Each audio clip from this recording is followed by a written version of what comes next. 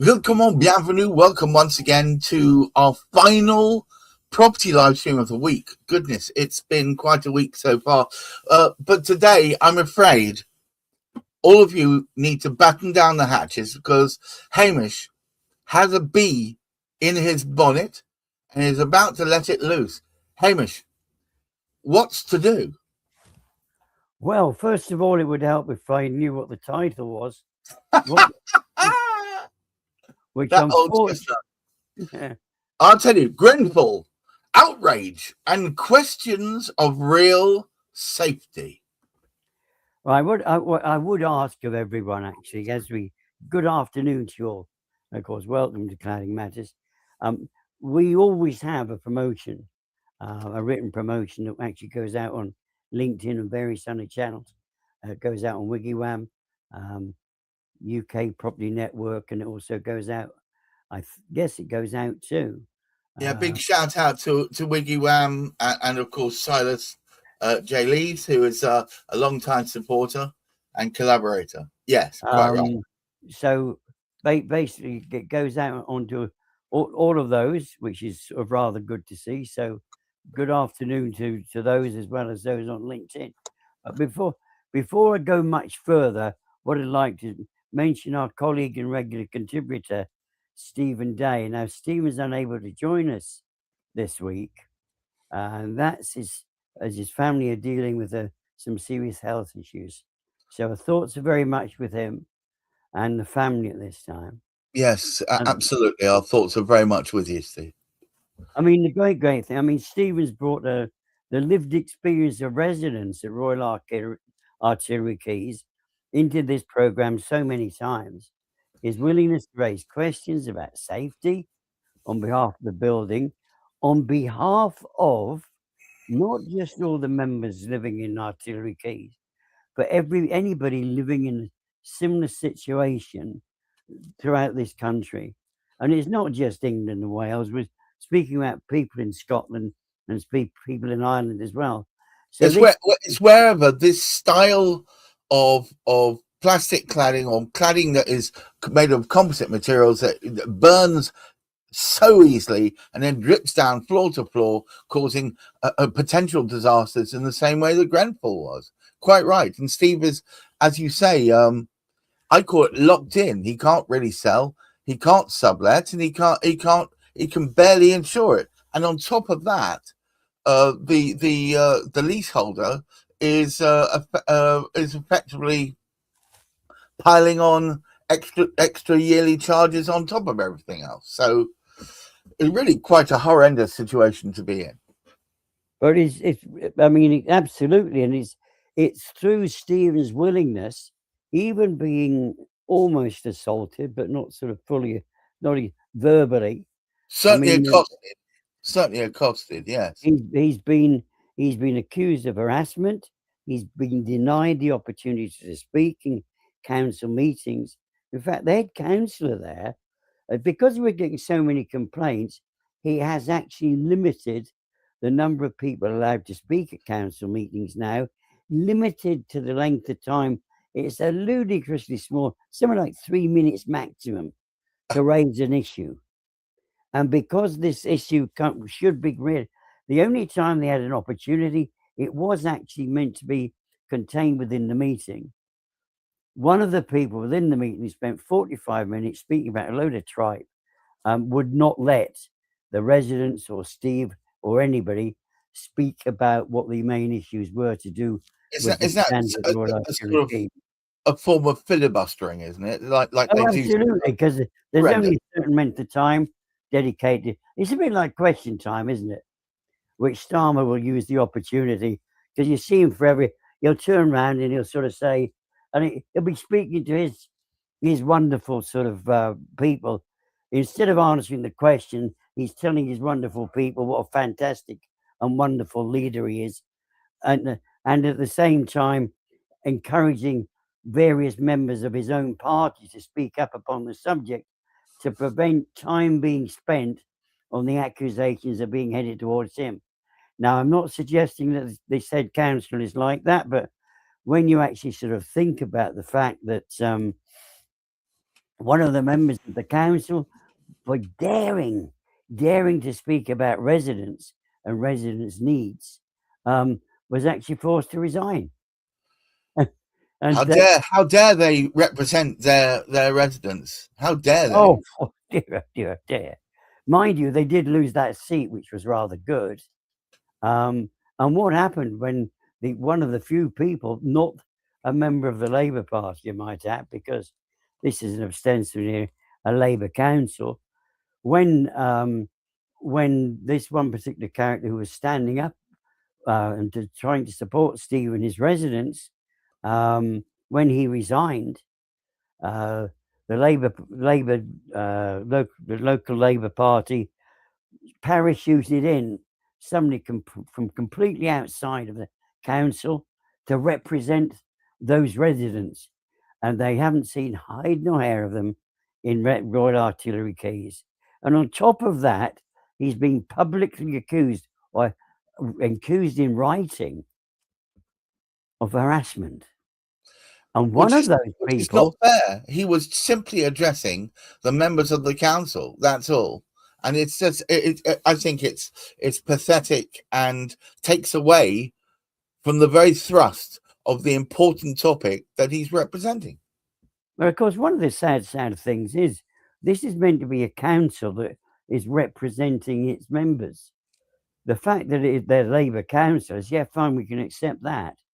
But the importance of local councillors used to be their local residents, but is that no longer? No, they don't appear to be plugged into that system at all.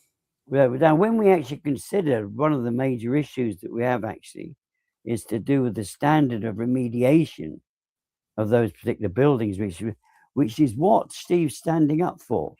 Right. When we sort of look at it, a particular standard which sort of came up, the PAS 9980, and a lot of people remember sort of having spoke about PAS 9980. It's a standard which unfortunately enabled the content of the remediated building to have stuff that can go up in smoke. I just wanted to quickly note we've got a new watcher. Thank you, Fred Blogs. Appreciate it. You speak a lot of sense, Hamish, apparently. Well, I hope I continue to do so, because what we try and do in all of our podcasts is make people aware of what is generally going on within the property market. We do 4 podcasts in a week, and there's Gareth said this is the last of them for this particular week, always on the Fridays on cladding matters. But we try and raise issues that the public ought to be aware of. Now, we're speaking about Royal Artillery Quays, the behaviour of their council leader, the behaviour of the deputy leader of the council, who was one of the people that accused Steve of harassing him. It was her that stated that this particular building that went up with, and I think last week we actually sort of sent out, those of you who actually looked at it would see the number of damning criticisms of these particular sort of buildings. They never were built properly. They were flouting what regulations there were. And the astounding thing is, earlier this week, no, it was last week, wasn't it? Reform hadn't, oh, sorry, I shouldn't mention the party name, but it's everywhere in the public domain anyway now. But the Reform Party decided they would have a housing minister. And the housing minister they nominated he'd had experience in housing England. I shouldn't laugh, but it was. I tell you, this is what worries me. Oh. This particular person that they nominated as a spokesman, it doesn't really matter because a spokesman is the person that's speaking on behalf of. But anyway, so their spokesman had experience with England Housing. He'd had experience in a massive, great organisation which was responsible for developments, all this stuff to do with new towns and stuff like that. And he came out with this particular sort of comment. Now, where did he pick this up from? Is this something which runs through the background that none of us hear of? And this is what these people do, that allegedly in a position of sort of power, which he would have been with the work that he'd done previously. And he turns around and he says, this is after Grenfell. And what happened to Grenfell? People die anyway. Well, of course they bloody die anyway. But the point of the matter is, this safety standard, which they keep on returning or trying to actually get through Parliament, we've stopped it temporarily because it's been investigated, because it's been seriously considered to be just totally inappropriate. Well, it's inadequate. That's the point. And what amuses me is if you read the write-ups of PAS 9980, one of the first comments it says, please don't apply this as your standard if you want to achieve zero loss of life. This is about what's it, coping with? I can't remember the exact terminology, but it was almost like it's a sticking plaster. It's barely that. And the thing is, the number of people, including Barrett Homes, who are responsible for this building, the whole of the council, because bearing in mind, the whole of this council, well, 15 or so of them, I can't remember how many members there are altogether, but the vast majority of them have accepted joint and in whatever they call it. What's the responsibility thing? Joint and several. That's it. Joint and several responsibility for the statement that obviously the head of the council asked the deputy to put out, which is what Steve was responding to numerous times to try and get it taken away, to say effectively the buildings, as far as they were concerned, were perfectly well built at the time of the when they actually went up, which is was it 2002, 2003? Yeah, and the thing is, what was being attested was that the standards have gotten better, and it wasn't their fault that they were within standards at the time. But it actually, through research that Steve has done, and through public records as well, you can see that fundamentally it doesn't adhere to the standards. Both ways, no fire doors at the bottom of the shaft, none whatsoever. Dot and dab, where it should have been, which is the most insecure way of putting cladding on. There's a whole raft of things that they didn't do that would have made them unsafe according to the original standards, and yet the council first said it was built according to the original standards, blatantly untrue, and then they doubled down, Hamish, and said, well, you know, we don't know anything about that. We have no knowledge of that, having already said that they did. It's literally written there in black and white.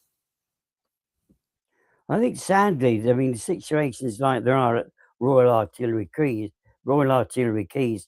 they highlight something often isn't heard of in mainstream.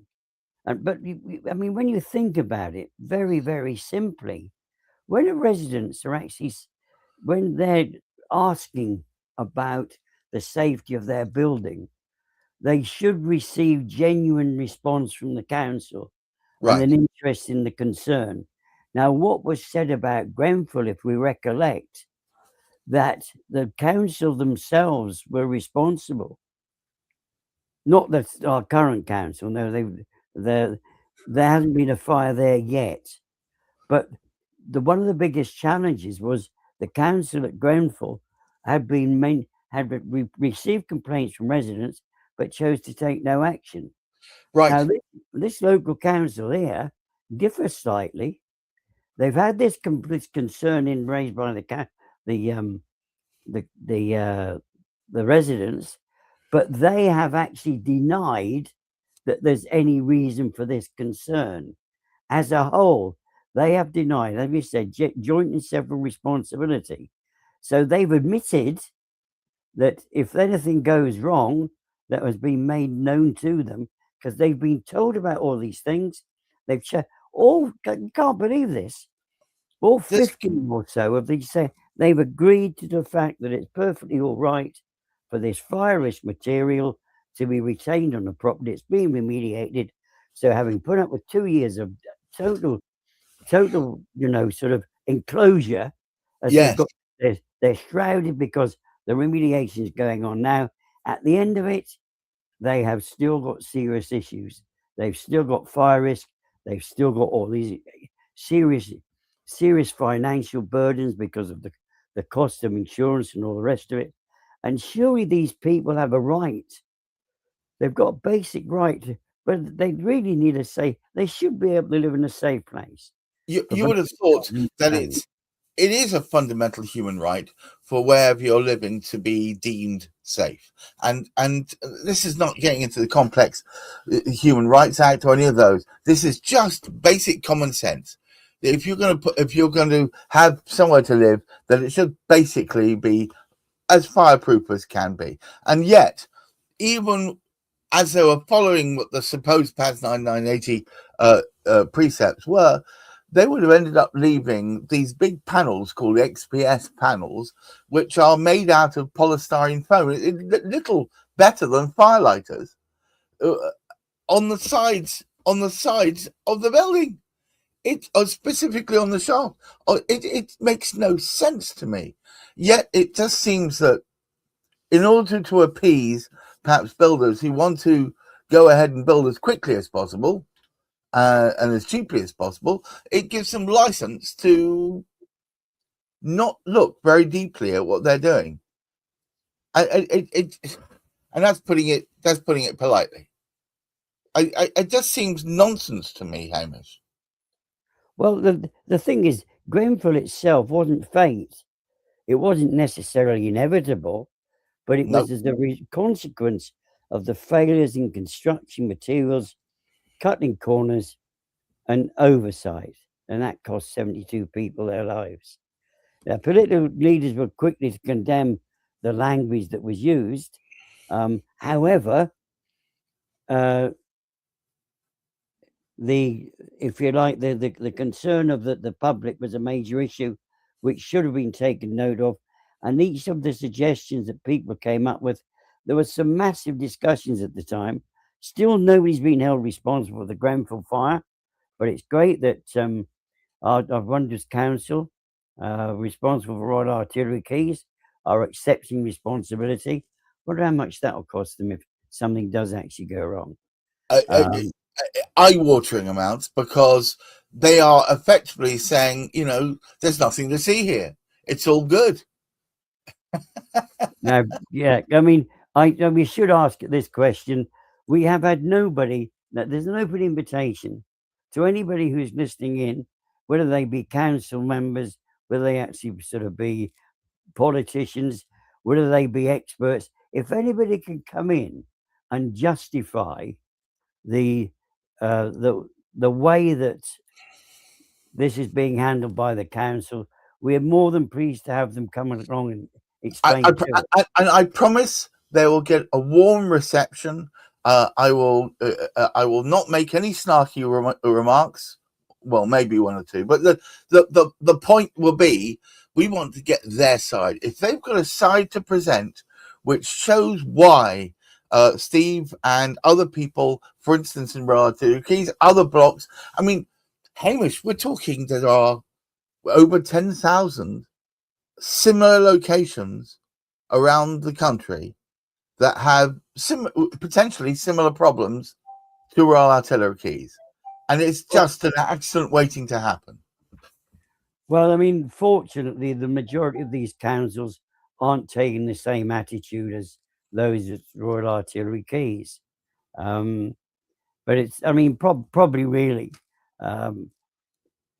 what those of you who are out there it'd be lovely to hear, from example, the Welsh Gladiators, they've been very, very successful, I believe, in some of the efforts that they've made with the Welsh government. Yes, I tip my hat to them. It's very impressive. What we need to do is almost replicate that success, but also we need to get through the Earl of Lytton's reforms, because that will mean that future building is held to a standard which means polluter pays.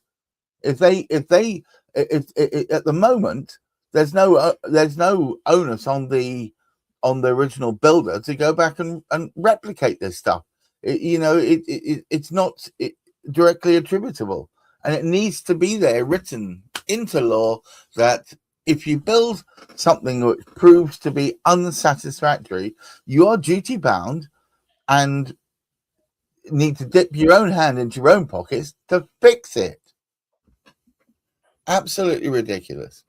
Hamish, I think we need to climb off our joint soapbox, and if you would kindly just take us home, please. Well, yes, as we draw this conclusion to a close, it's worth remembering why conversations like this continue and matter. I mean, Grenfell changed the way this country thinks about building safety. It showed what can happen when corners are cut, oversight fails, and residents' voices are not heard. Royal Artillery Keys reminds us that lessons that still need to be applied in practice. Right. Residents asking questions about safety, they're not causing trouble. They're doing what any responsible citizen would do, and that's what Steve has been doing. And from which he's getting abuse held at him by certain people, and one of them actually being the sort of councillor himself. And that was during hustings when they were doing some voting last year. And this is a fine reminder. If you want matters like this to persist, keep voting for the same people. And they're the same darn things. And ignore what the residents need, whether it be to do with any issues of cladding or any other issues that the residents are concerned about. They just walk over them. Now, for several months, when we've been in cladding matters, we've also been returning to the debate around the PAS 9980, which I mentioned earlier. And the language of tolerable risk, there's this common language. Isn't that what the housing spokesman, he's no longer a housing spokesman for reform. It certainly hasn't done them any good at all. But no. Speaking about tolerable risk, how many lives make for tolerable risk? Yeah, it's interesting. You see, I thought it would be a big fat zero, but apparently it isn't. There's a number of lives that could lost. I don't know what that figure is, which could be tolerated. Thank you so much once again, Hamish, for making sure that the world doesn't forget why we're doing what we're doing here on Cladding Matters. We do get a really good audience now, so thank you guys for having put your 2 pennies worth in there. Thank you to Ryber, thank you to Fred, and anyone else watching. Please remember to keep your feet on the ground, keep reaching for the stars, and hopefully we'll have Steve back next Friday. I'm hoping. Please look after your mental health. Until next week, bye-bye. There's a tale about some folks with hammers and some nails. They'll polish you the moon, but their word always fails.